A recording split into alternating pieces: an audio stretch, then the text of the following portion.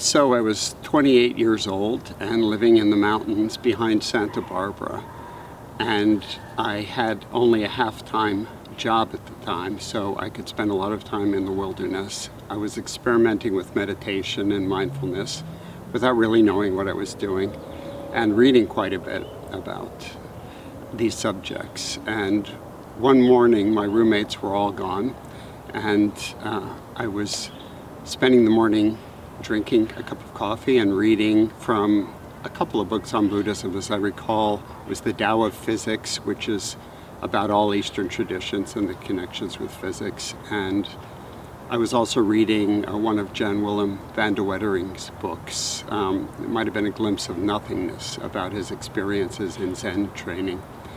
And I finished my coffee and I went to the sink, and I decided, because I'd just been reading about mindfulness, that I should practice mindfulness while washing the dishes. And I hadn't particularly done that with household mundane experiences before. So I really brought my attention to washing the dishes, feeling the soap and the water on the surface of the dishes, really feeling their weight in my hand, and just the warmth of the water, and really focusing in on it. And all of a sudden something clicked in me. It's that kind of feeling like if your back is out of alignment and you move a certain way and it clicks back in, you just kind of go, ah.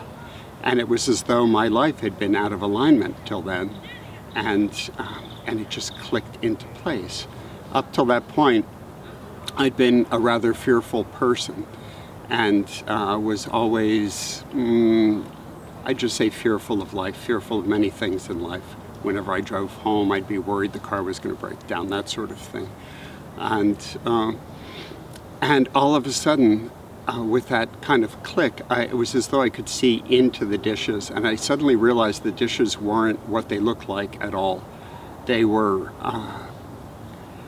perhaps because I'd just been reading about physics, and I knew well that basically apparently solid objects are largely composed of empty space, which of course connects with the notion of emptiness in Buddhism just perfectly, that things appear to be solid. And of course the Buddhist philosophy is a little more complex than that, but basically it's as though I saw beneath the surface of the dishes, and I realized that these apparently solid objects were actually collections of molecules moving about very quickly in a very large space, giving the illusion of a solid surface. And it seemed to me that if the dishes were empty at the core, it was as though they were vessels blown up with emptiness.